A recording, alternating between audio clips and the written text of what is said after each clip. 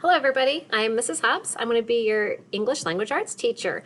I just wanted to share a little bit about myself. Very soon we will be doing things that will help me get to know you as well.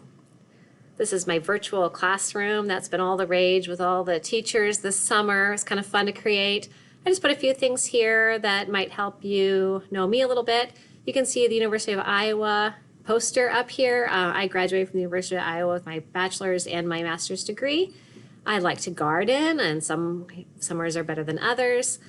I have two sons. They are both in college. Kyle is the older one. He is going to K-State University, and Quentin is a freshman at University of Arkansas. They are both majoring in business.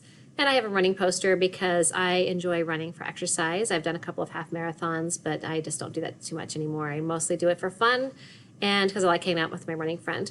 This is a picture that represents my dog. Her name is Ginger. She is a Shih Tzu Poodle mix. They say Shih-a-poo.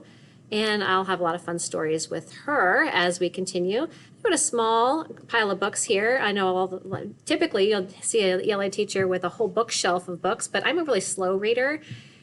So I thought a smaller book stack would represent me a little bit better. And speaking of reading, I really am going to try to encourage you to read and enjoy reading. The speed with which you read is not all that important to me other than you try to read.